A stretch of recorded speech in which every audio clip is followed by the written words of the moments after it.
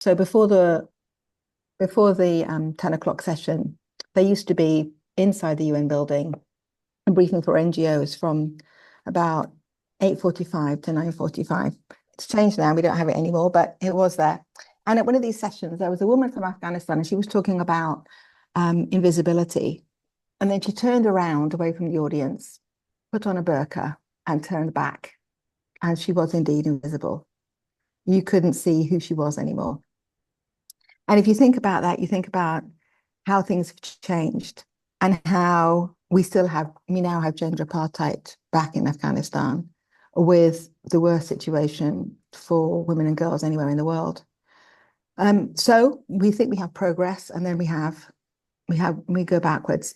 When we were talking to ambassadors at breakfast briefings in Geneva at the Human Rights Council, what they were saying was shocking, really, in that because, until now, there was a universal agreement that education for girls was important. But now, because there's one country in the world where there isn't education for girls, it makes not having education for girls a possibility because it exists. So the thing about the Beijing Declaration and Platform for Action is that it gives us a bottom line that we shouldn't go below. When I was going through my mother's papers when she passed away, I couldn't do it for a number of years because it's just too painful. But then as I was going through them and I was looking at all the papers around Beijing, there was so much anticipation in the women's movement. There was so much expectation and excitement, thinking this would be the time when change could really happen. There was going to be change going on. And then if you look at all of the papers that came out afterwards, actually a lot of the women were, well, the papers I read anyway, were quite disappointed that the platform for action was not as robust as people had anticipated. And the experience of women there was, again, that there was a place where all of the NGOs were, which was very muddy because of the rain. And there were, wooden pallets down to stop people squelching in the mud. Everybody who was there always remembers the rain. And then the government event was quite far away.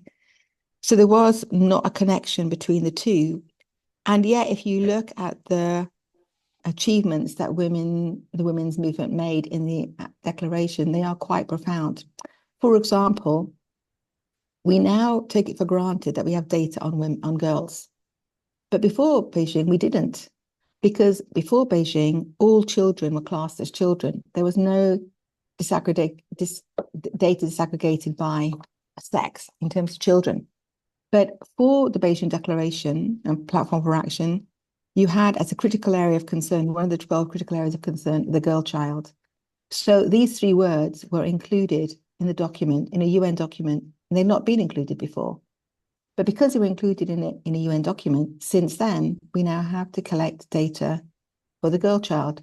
So now we know about how many girls are in school, early and forced marriage, child soldiers, that we didn't know before because there wasn't data. And if you think about what has been happening since Beijing, what we're doing is holding the ground. In fact, there's a new organization that's been set up, a coalition. It's called Holding the Line, because we're trying to hold the line on the Beijing document. We can't even have a fifth World Conference, because that was a fourth World Conference. We can't have a fifth World Conference because each subsequent conference, UN conference, the outcome document supersedes the previous one. And because of geopolitics, liberal governments are afraid, and many women's organizations are afraid that if we were to have a fifth World Conference now, the outcome document would not be as liberal as the Beijing Platform for Action, which is why at CSW, we still continue to try to implement it. So as Yona was saying, it is a groundbreaking document, but interestingly, it was not considered so much by a lot of the women who were there. They felt it wasn't as robust, it wasn't as strong as they had anticipated. Something that's also interesting about Beijing is that there was a discussion about having a special advisor to the Secretary General. I think the acronym was ASAGI. And there was a lot of discussion there, and it was decided that it would be a political appointment, like all UN appointments are political appointments. And the women's movement really didn't want it to be a political appointment. They wanted it to be somebody who was came from the women's movement. And so they discussed it with the UN kind of civil servants who were there. And it was noted that in UN protocol, it is not impossible for NGOs to put a reservation. You know that every UN document, every convention and so forth, governments negotiate it and then sign up to it. And then they can place reservations. So for example, CEDAW, governments can sign CEDAW, but then they say they've got a reservation on Article, whatever it happens to be. Interestingly, Indonesia has a reservation on Article 1, and Article 1 is where you've got the definition of discrimination. So it's a bit interesting that they've got reservation on Article 1. But anyway, you can have reservations on articles. And so at Beijing, they decided the NGOs would put forward a reservation on this article relating to the appointment of the special advisor on gender to the Secretary General. So there was there was a train that went to CSW, and my mother chartered an airplane because Beijing really wasn't on the tourist route at that time. So she chartered a plane, and a lot of women from Europe went to CSW as a result of that plane. And there was this feeling of optimism, but there was a feeling afterwards that not as much had been achieved as had been hoped. And what we found every year at CSW is that we're just trying to maintain the language that was there. And maintaining the language has another whole interesting dynamic to it, because a lot of NGOs want to further the language, want to improve the language, want to make it more liberal, more revisory, more in keeping with today's times. And the problem with that is that there are so many geopolitical interactions at play that sometimes when you're trying to move the language forward, it has a negative effect. So, for example, trying to increase our understanding or what the UN language notes about the definitions of family, the definitions of women, has had an adverse reaction in that some countries have used that as an opportunity to move back on the work for women. So, for example, Turkey has withdrawn from the Istanbul Convention, for example. Bulgaria and other countries are backtracking on the commitments they had made in other areas for the equality of women and girls. So we have to be so careful in our desire to change the language of Beijing and move things forward that it doesn't have a negative effect. If you talk to a lot of the organizations who work on sexual health and reproductive rights, for example, they are really hoping that only those organizations who are working in that field will try to change the language on sexual health and rights, sexual reproductive health and rights, because it's so tricky that some of the advances that have been made might go backwards if we're not careful. So there, at CSW, what is interesting is that there's this great, some would say, too much emphasis on the language. But on the other hand, the language can make a huge difference. If you think about the girl child, for example, those 3 words have had a huge impact on our world and on girls. And another interesting word was harmful. In about 2003, something like that, we tried to change the language because of FGMC. And a lot of the women from Africa were saying, why are you not doing anything about this? If this was happening to white girls, you would be doing something about it. And there was a real push to try to make a difference. And so there was advocacy to get the word harmful into the text before the word traditional practices, so that countries who could say, well, this is a traditional practice, this is a cultural practice, you can't do anything about it. There's no, the international community shouldn't interfere with what is going on in our country. what happened is we put the word harmful before traditional practice, and now it's called harmful traditional practices. So it's recognized that there may be traditional practices, but they're harmful. So this desire to be careful about language is not useless. It does have an effect. And one of the things that we are trying to do, I think, now is how to get that balance right between holding the line and keeping all of the safeguards and the vision of Beijing in place at the same time as moving things forward. And looking forwards, we do need to continue to have a vision about how powerful the women's movement is and how we need to strengthen it. And one of the things that we've seen is that there are an increasingly number of single issue organizations and a decline in organizations that work across issues, understanding that they're interrelated. So we need to increase the awareness, especially of young women or women who are new to the movement, that actually all the critical areas of concern from Beijing are interrelated, and we need to work for all of them if we want to achieve any of them. So I will leave it there because I know that leave space for the other speakers and look forward to any questions later.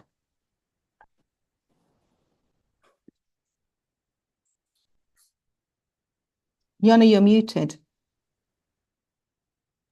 That is not like me. Thank you so much, Zarian. I think that's a really lovely overview of what it was like, and the link between Beijing and CSW is a good reminder that it still remains there, there in the background, and it's something that we need to keep a focus on. That really important reminder in the times that we're in, that the language we have does matter.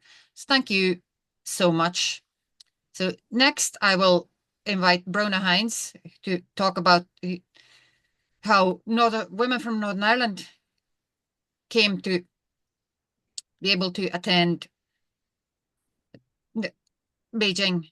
And I think it's a really interesting story of about what you can do when you are determined, which is something we can learn a lot from. The floor is yours. Yeah, thanks, Jonna. And I think I'm going to actually bring this, because most of the audience here is from Northern Ireland, bring this within our context. The Beijing Platform for Action was the most progressive blueprint ever for advancing women's rights. And I think one of the things that we need to bear in mind, it was the intention to be international, regional, national, and local. And it was the first effort to try and develop a comprehensive set of issues, which were specific, but together formed at that point, a comprehensive approach to women and women's rights. For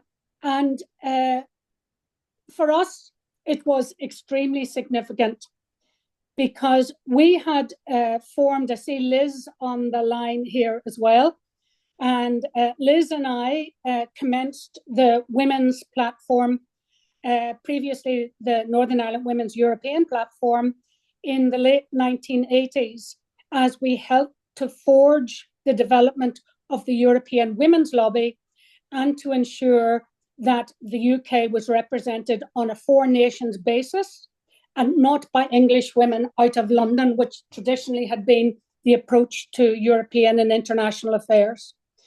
That was very important to us in our context in Northern Ireland, and we were forerunners of looking at how we manage the relationships in these islands and enable us with autonomy to work on a holistic all-island north-south basis and in partnership with sisters in England, Scotland, and Wales. So that was already in place. I had, at the last moment, managed to attend the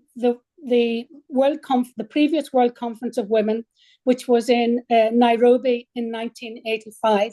I was the last minute substitute.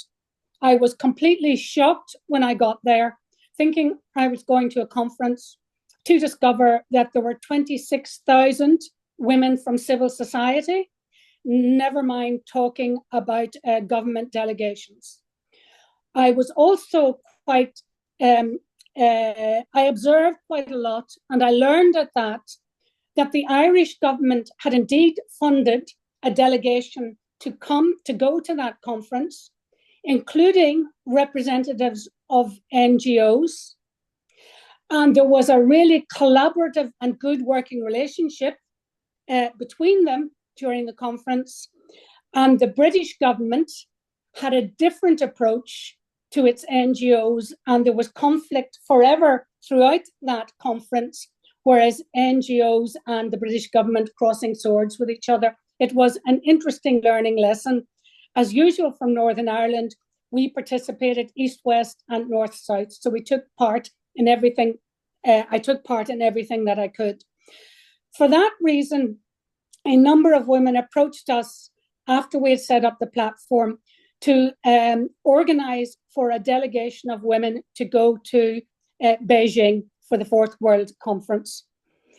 That was significant because that was the motivating factor for the platform to join the Economic and Social Committee at the UN, which was the entry point to membership and being able to join the to participate in and register for that conference. So it was elevating us from the European level to the international level, and it was the first effort to actually put Northern Ireland into an international framework from women here in Northern Ireland. Secondly, it was the largest ever delegation of women traveling outside Northern Ireland, and I mean women from all parts of Northern Ireland, from the most rural areas to the urban areas, from west of Northern Ireland to right across from east. So we had people from Fermanagh, people from Bangor, people from the North Coast, people from Belfast. So it was pretty inclusive delegation. It also taught us a lot about organising, because nobody wanted to fund us. We couldn't get any money from the British government at all. It was very difficult to get money. And luckily, Zaran, whose mother I knew, great woman, contacted me. Her mother put her in touch with me to say they had a few places left on their plane that they weren't filling. They had booked a number of seats. And by that, with that approach, I picked up seats here, there, and everywhere to send, I think, about 16 or 17 women to Beijing. We'll not go into the difficulties of actually getting visas for people to go, phoning the Foreign Office in London, phoning the Irish Department of Foreign Affairs, phoning the Chinese Embassy, phoning the US State Department, looking for any names we could, any way to put pressure on to get access. It was remarkably difficult for women in Northern Ireland, because the only way you could get a visa was to get them in London. And I have a story about that, but I'll not take time here on that. So why it was also significant was, and I want to pay tribute also to Anne Hope. Anne Hope and I worked on all of the areas of the Beijing Platform for Action to make sure that we had the position of women in Northern Ireland researched and developed a whole policy document with recommendations about, and that was the first time that had been done in Northern Ireland. So the delegation went armed with all of that to Beijing on all of the 12 areas. And on the return, just to say, on the return from Beijing, the people went on the basis that they were going to report back. So some of you may remember Robin Whittaker, who was also a member of the Women's Coalition. We employed her to do the post-Beijing report, and she took all of our areas, the national areas, the Beijing Platform for Action, and women's experiences, and we developed a report, and we ran a humongous conference with women across Northern Ireland in the Spire Centre in the centre of Belfast, and we had lots of local meetings around Northern Ireland. So it was a very strong mobilising thing for women. The other thing was that we had hoped to be able to fund, and we did raise money from various trusts and foundations to help pay. I have to say, I booked and put deposits on all of the flights without a single penny in place. Otherwise, the cost would have been exorbitant. And eventually the money came in, partly also from women's own fundraising efforts. The other thing that we did before we went is we did two types of training. One was cultural training about China, Chinese culture, and what to expect. And we engaged with the Chinese community here, and we did a training session on that.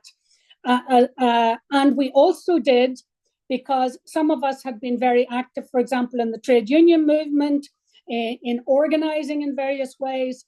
So we had pretty serious training, particularly going into an international political arena and sending a group of women, and we didn't want anybody to be isolated, so we did pretty strong delegation training and elected a leader of the delegation. I didn't go myself, so we elected a leader of the delegation, a deputy leader, and other people at different tasks, responsible for health in the delegation, responsible for various other tasks, but also trying to train and develop women's understanding here about what they might meet in relation to the international politics there. And those international politics play out not just among governments at the government conference, but often among NGOs as well. And as Zarin has said, the Chinese did their utmost to keep the civil society separate from government. And so the two conferences were miles apart, unlike Nairobi, where I had been, where there was constant intermingling with those governments who wanted to intermingle, for example. So why was it important? It elevated and put women in Northern Ireland and our conflict, because there are some key areas in the Platform for Action which were particularly important to us, and I will get to those in a moment. It put it in the context of the Beijing Platform for Action and that development of the international relations, the international context, and the international awareness, and adding that to women's platform work. Also introduced us to CEDAW and getting engaged at that level. And we know that we have been actively engaged and have taken quite a leading role in CEDAW in the UK, for example, in preparing for CEDAW, sometimes leading the UK delegation on occasion from the Women's Platform, in getting special focused attention in sending people out to CEDAW, such as Anne-Marie Gray, Dr. Anne-Marie Gray from UU, who did a lot of the CEDAW work and who did effective lobbying and got such a reputation there that we got specific things referred to Northern Ireland within reports, CEDAW reports, responses to UK reports, and an interest in sending special rapporteurs over and progressing issues that we know we have developed on, such as reproductive rights. So all of that, I think, came from raising that in the 1990s into the international level. The things I just want to, because I think it's better to have a discussion on this, the things I really want to pick out, I don't want to depress kind of any of those issues. I see, for example, Siobhan here, Siobhan Harding from the Women's Support Network, who has done fabulous work on research on women in debt, on women in poverty. I've done some work with the WRDA on women's economic position. So we know that is a critical position. And we can see that while we can't say we haven't moved from the 1990s, we still see women, children bearing the brunt of poverty. And we just have to look at the 2-child cap that even the Labour Party didn't agree to remove when they got into government. And therefore, we really have no security in terms of some of those issues. But I want to particularly talk about women in armed conflict, because that was critical in Northern Ireland. And we'd already been working on internationalising that for a long time. We have progressed with the Women, Peace and Security, UN Resolution 1325 and all the subsequent resolutions, which have become really part of the infrastructure in Northern Ireland in the women's sector, thanks to the women's platform and work that I've been doing through my own organisation, Democracy, etc. But that has become very much on the agenda. And yet, and that there are a lot there's a lot of work in that field, but it's important, and why Beijing Platform for Action and CEDAW are also important, is that many governments who are not in conflict, whose countries are not in conflict, take leading roles in positions on areas of conflict and in negotiations, etc. And it is impossible, in my view, and it's luckily also the view of the Irish government, for whom I've done a lot of work, that you need to be leading on gender equality, on Beijing Platform for Action, on CEDAW, on all of those issues at home, before you preach to other countries in conflict about what they're doing on women, peace and security. So there is a really strong overlap between women, peace and security, the Beijing Platform for Action and CEDAW.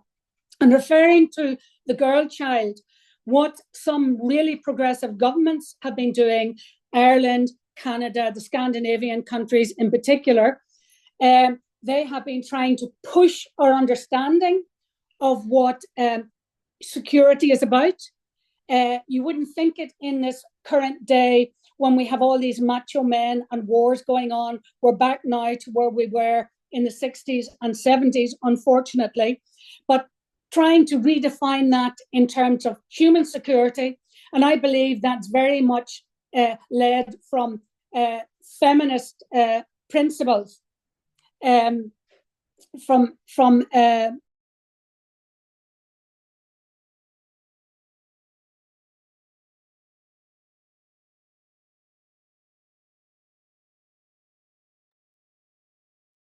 Sorry, I think we lost Bruna there for a minute.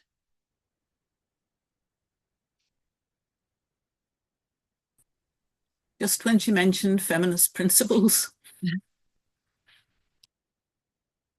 think we'll maybe give Bruna just a minute to see if she can come back, but if not, then we'll move on and we can bring her back into the conversation.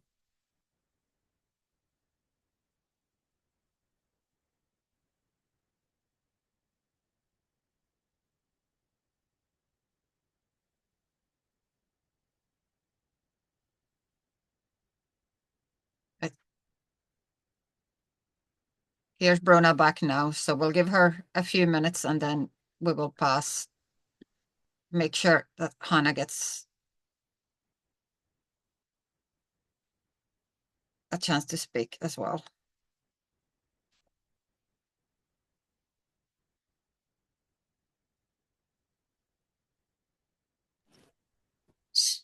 Sorry about that.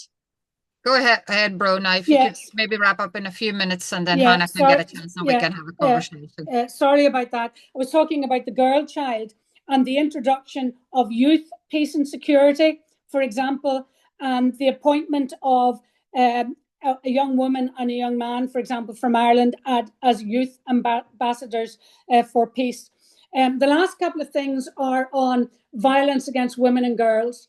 We finally have a Northern Ireland strategy in place, but in terms of institutional mechanisms, no gender equality strategy for 15 years, even though the bones of the detail of one has been done.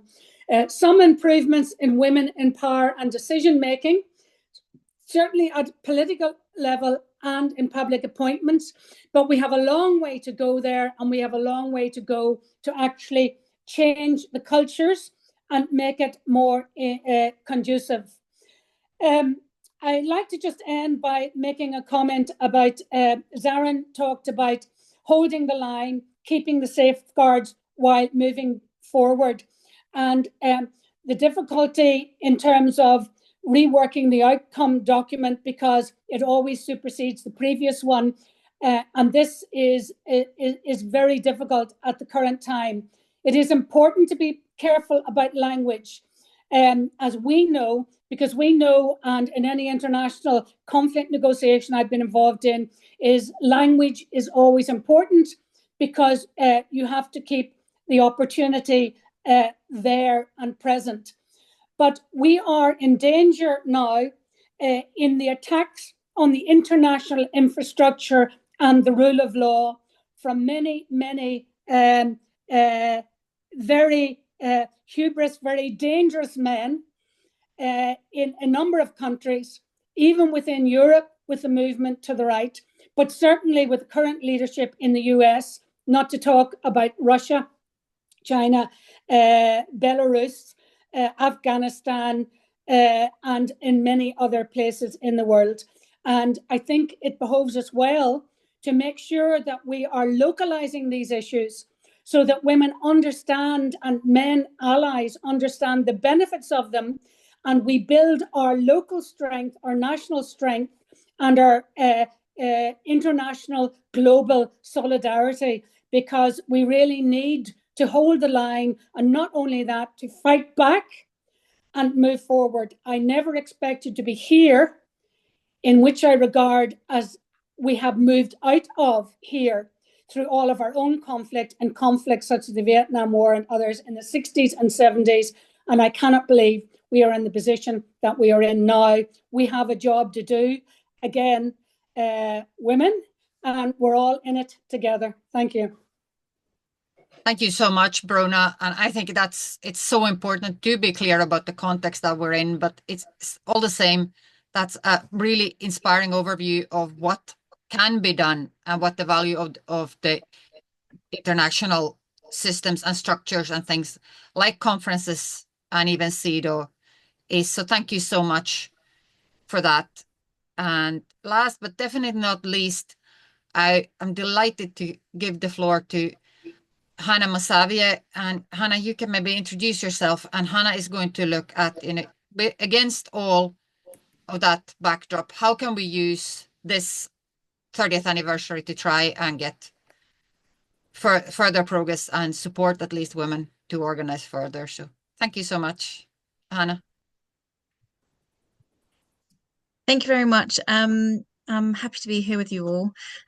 So my name's Hannah Masavie, and my background really has been in research. So a lot of what I'm going to be saying has a real strong basis in a lot of different research, but with the stats, and we can go from there. So as the last two speakers have mentioned, that Beijing Platform for Action had really created a massive turning point for gender equality efforts, just being able to kind of create that as a baseline to understand what we can measure it by.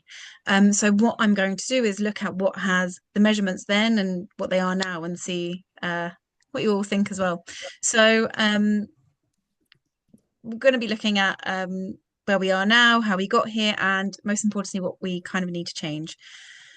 So there's been a lot of progress since 1995. There's been global strides in every kind of area. So there's more girls in schools, there's more women in leadership, and we've also got landmarking international frameworks like Women, Peace and Security. But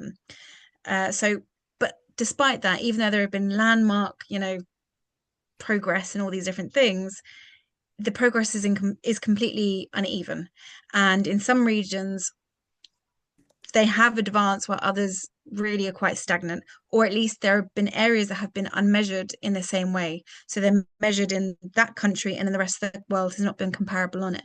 So it's really interesting to see that how the data isn't really showing the representation on how far we're progressing and how far each individual country has progressed in kind of the cultural need or the way they have. So let's just do from the seats in Parliament. In 1995, women held 11.3% of parliamentary seats globally, and by 2022, it raised to 26.4%. So I had assumed it'd be more significant, but still, there's some improvement. You've got global pay gap. So as of 2024, the global pay gap had shown that women globally earned approximately 77 cents to every dollar earned by a man, which would reflect a 23% pay gap. And the International Labour Organization noted that at a global level, the employment gender gap has only closed by 0.6% since 1995. So that's the employment gender pay gap. Since 1995, only 0.6% has really changed. Then with economic disparities, you've got women that end up spending 3 times the amount than men do on unpaid care and domestic work, which a figure has not actually gotten better, but has gotten worse. With in 1995, they estimated it to be 2 times the amount. So this has gone up more, with about $10.8 trillion lost annually on this unpaid care. And then we'd seen things like COVID. So COVID was very interesting. Obviously, it became a social experiment for each country to see how they reacted. So basically, it showed a pink collar crisis that impacted SME groups, so small and middle sized enterprises, which really were majority owned by women. They were all face-to-face businesses, and due to that, a lot of them closed during this time. So in communities such as India, it ended up pushing back the development and the progress that a lot of women faced in a lot of communities by decades within the first 2 months. And that was the reason they had to go back to their family home. They had to look after their family in other different means because of the crisis and the duties that came about. So by 2021, women's employment levels were 13 million fewer than they were in 2019, just because of COVID. Then you've got violence against women and girls. So 1 in 3 women globally experience physical or sexual violence at some point in their lifetimes, as we all know. And that stat has not changed since 1990. Then within domestic violence, you've got laws that have changed.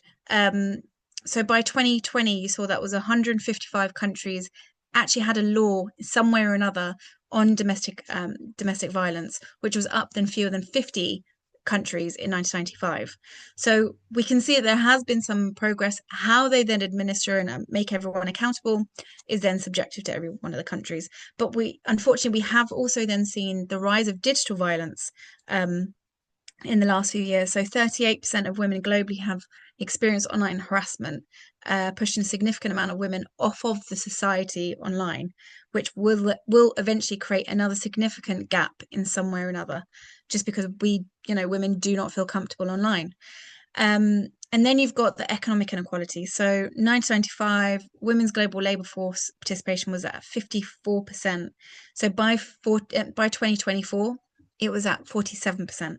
Which again had gone less. So it's created by a structural barrier, and really the recent economic strains such as COVID-19 and the lack of gender sensitivity when creating economic structures or policies or any kind of push moving forward, such as childcare or pension in some countries, that really would create the reason that a woman would decide not to go back to work because it's more economically feasible, when it's a structure of the country that has created that concept.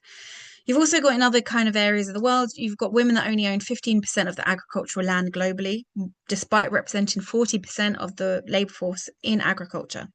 And then I think it was in 2024 in America, there was 1,188 Americans that were able to access healthcare purely through marriage. They had to get married for that means.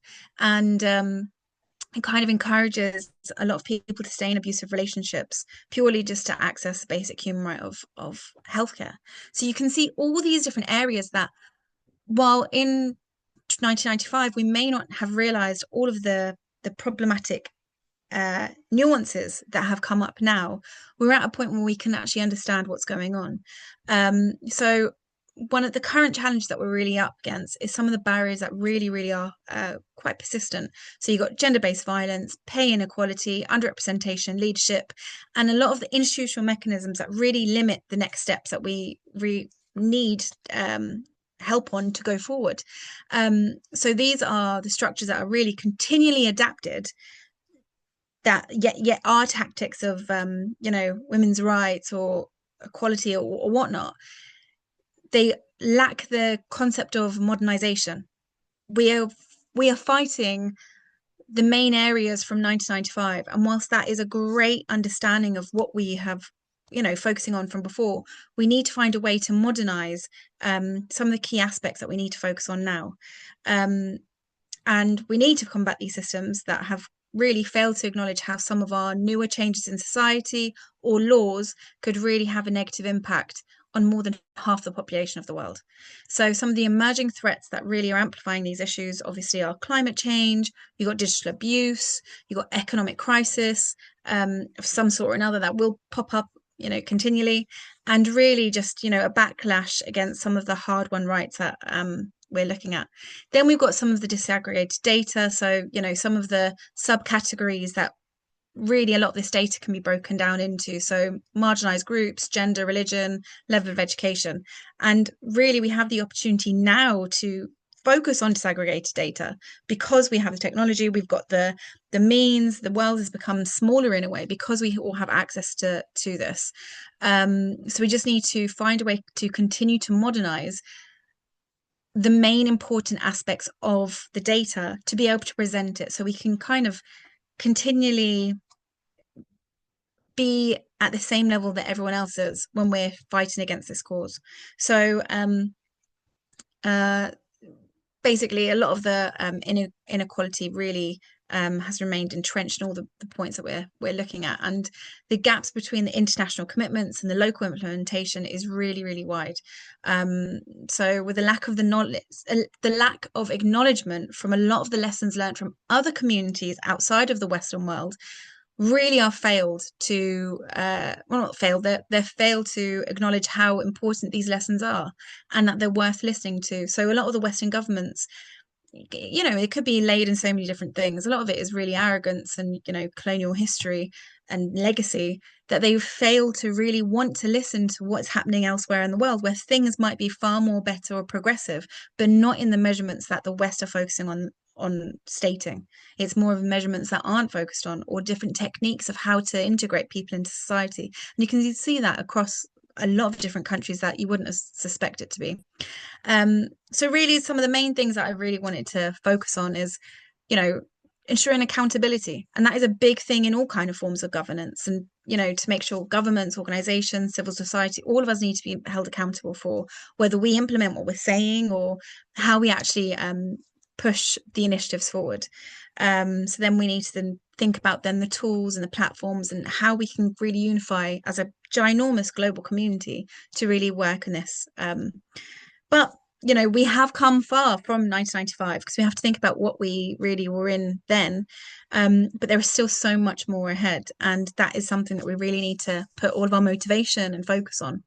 And yeah, thank you very much. There's more to say, but obviously no time.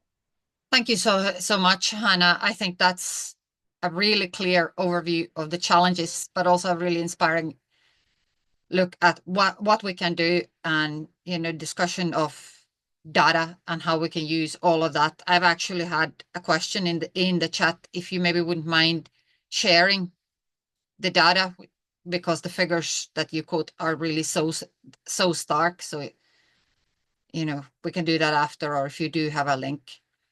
So thank you so much. I mean, we have about 10-12 minutes for questions and discussion. So you can either put a question in the chat or just put your hand up. I think we're a fairly small group. And if you can just say, who your question is for. Siobhan, go ahead. Thanks, Jonna, and thanks, Sarah and Brona and Hannah for all your great talks, and to Jonna and Women's Platform for organising this event. I suppose it's just a question for anybody that wants to answer, but it's clear from what you've all said the importance of Beijing and CSW.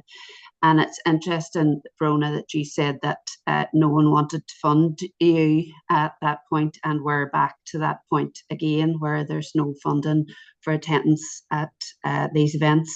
I was very privileged to attend CSW68 last year, funded by Women's Platform, so funded by community and voluntary sector, and there were no government representatives there due to issues with funding, which we're all well aware of.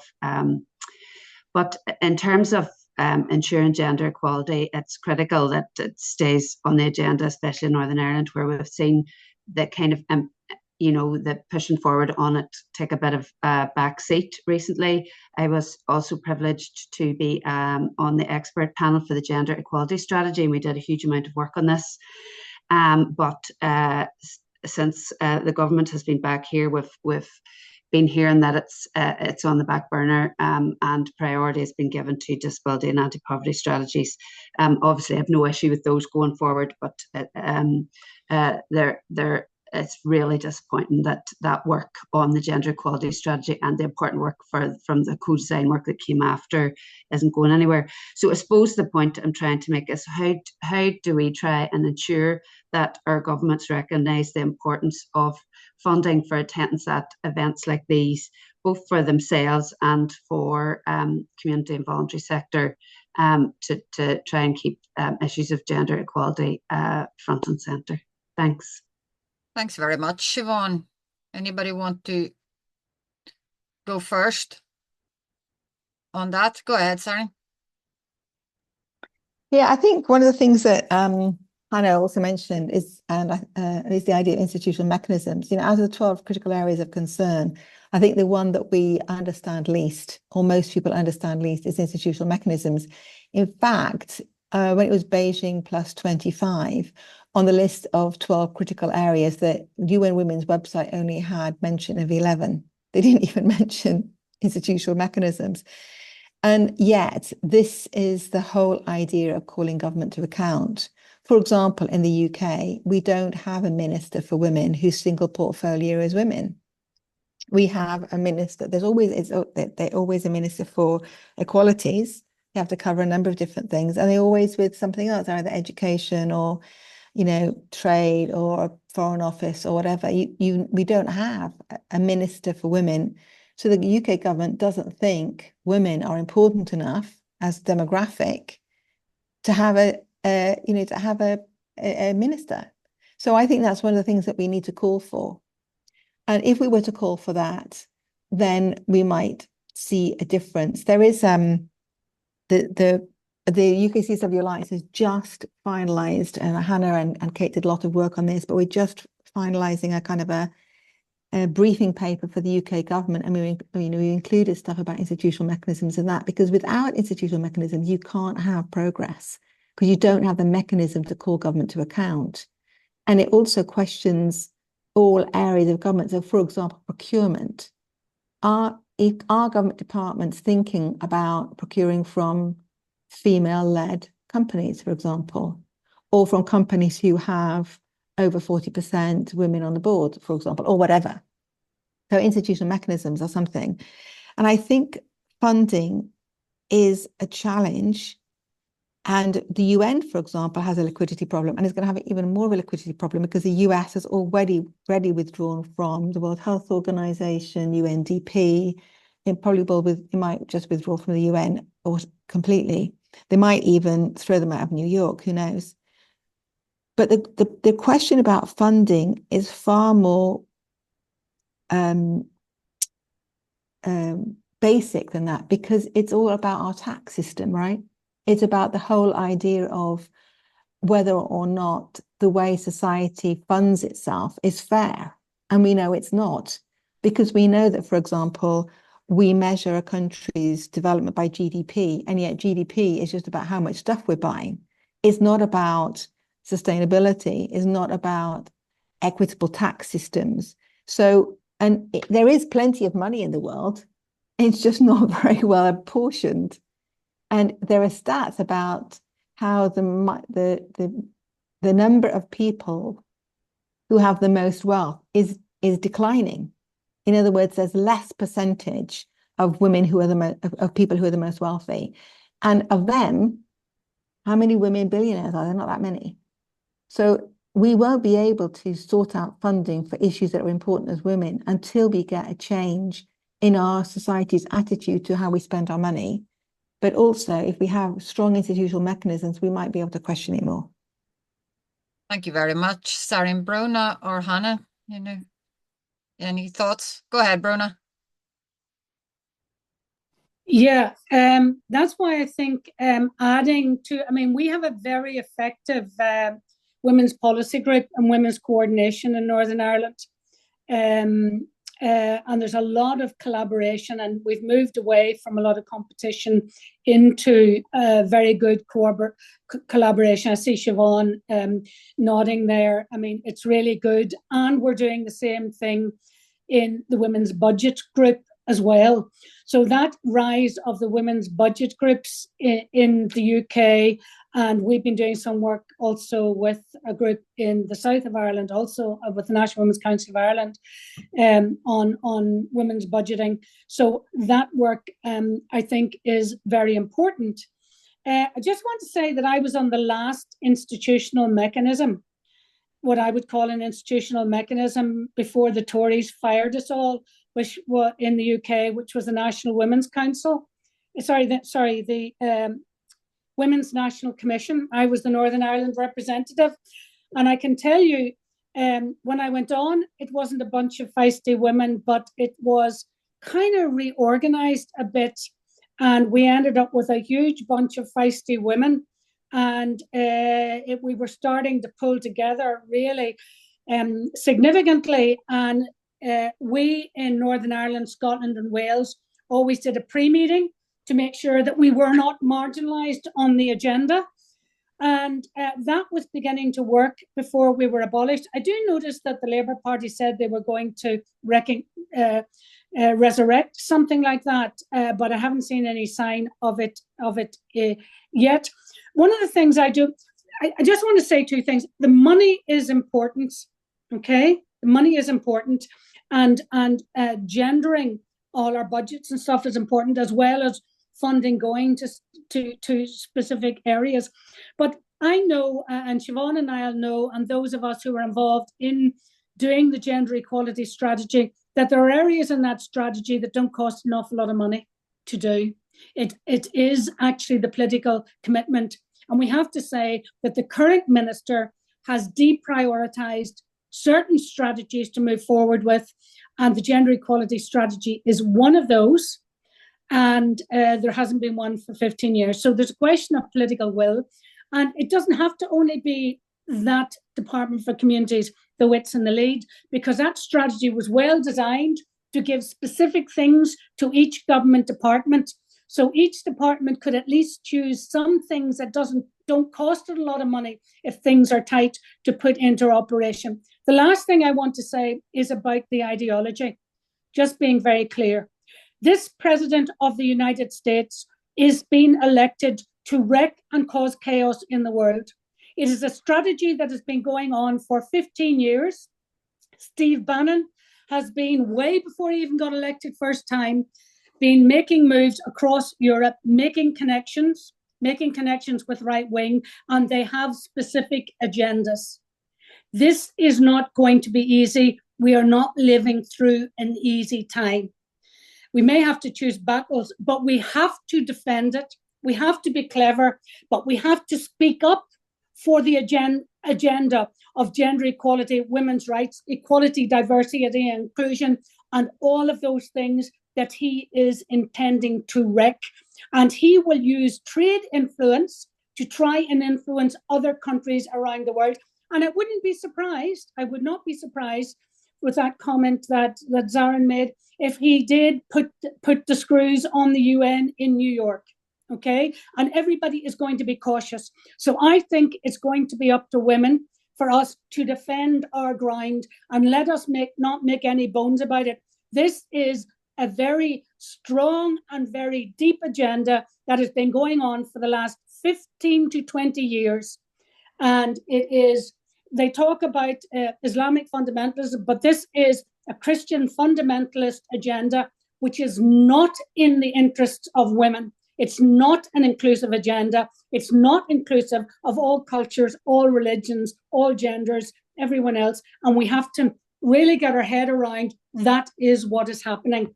And I suppose saying this is being recorded, I'm going to be taken away and shot after this. We can edit it, Bruno, but I think it's important to be clear about it. I think we can already see what's happening in terms of policy, in terms of funding, and so on. But Hannah, I want to give you a chance to give your perspective on that as well. I'll make mine quick. So I completely agree with everything that's been mentioned so far. I think one of the big key aspects is really trying to find a global community with women. And I think it's really just this really strong tactic of storytelling. There's a lot of work within decolonial feminism that talk about how storytelling is a big power tool.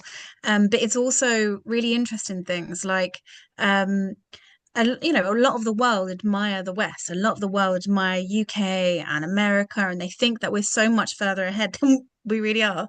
And it's really interesting. I spoke to a lot of women from everywhere, and so I'm half Iranian, half English. And so when I was in Iran, I was talking to a lot of women about the women's rights movement, and it was fascinating. I was like, what was it? What was it that really pushed everyone together? They're like, because we wanted to be like England. I was like, what are you talking about? And they were like, because all the men back all the women. I was like, when? At what point?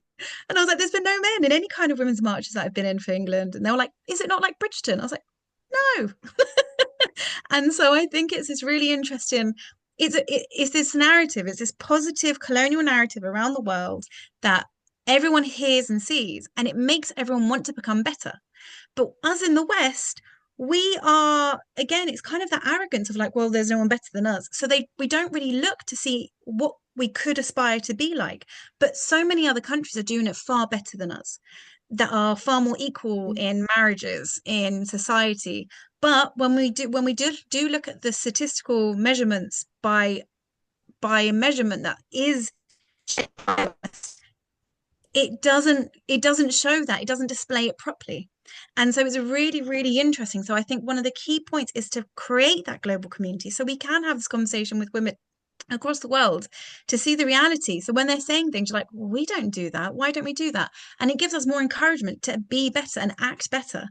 And in a way, I mean, hopefully it then doesn't go in a negative way of everyone else going, oh, they're not as good as they're claiming, we're not going to bother. Hopefully everyone carries on, continues to be as progressive as they are. But we need to actually be what we're claiming to be. And this is a big part. And I think really that community storytelling really does help with that.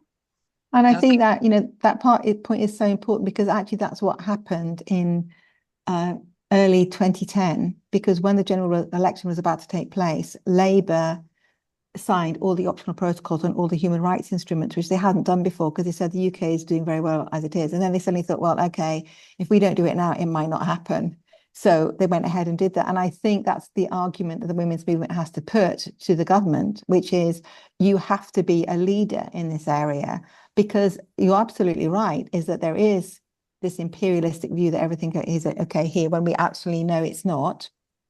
But therefore we have to push further to make sure that we are doing better. And as civil society, it's really important that we stay strong together, because if we are not, then it allows all these movements and these drivers that there are in the world to push us apart. And if we can be strong, and if we can link with others, and I think that's one of the values of the +5s, and especially +30, there seems to be a real move. There was this UNECE consultation that a lot of us were involved with, which was really powerful because it brought together this coalition that we've forgotten about, and the spirit of Beijing, which was women coming together, fighting for change, being aspirational, wanting to make the world different, thinking they can do it, is something we've lost over time. And we need to find that again, because it's only when we work together in unity and we have the vision that Jonna mentioned is when you're going to get change. So we've got to be, as Bruna said, you've got to be feisty and we've got to be smart, but we've got to work together. And we've got to be resilient. We need to build in resilience and support and solidarity, because it's going to be lonely. Just to pick up that point, Zara, we are soon, I mean, the US has never, as a country, has never been terribly leading on many of these issues anyway. And in all the areas of conflict that I have been working on, I can tell you women in those areas look to Europe. And that's why we have to worry, because Europe is seen, even though we criticize what has been going on in Europe and whether or not we've progressed enough, it is known by other countries in much worse positions as being the guardians of those equality and rights issues. We are soon going to have a leading example, though, in the US, which is a primarily white Western regime, which is going to look equally as bad as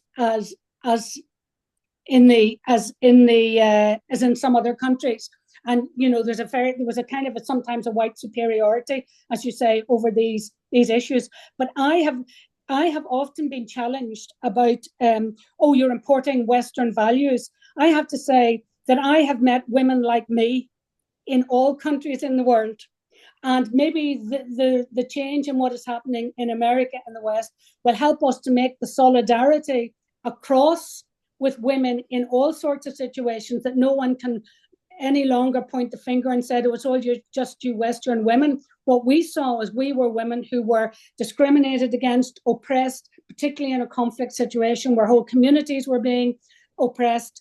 And we made those connections, and we can still do that and create that kind of global solidarity. The last thing I want to say is that I was working with the Afghani women, developing a strategy with the leading Afghani women when there was the potential of negotiations coming on. And they were very keen to focus a lot of the time at that meeting on defense, on their own security, and on their own escape.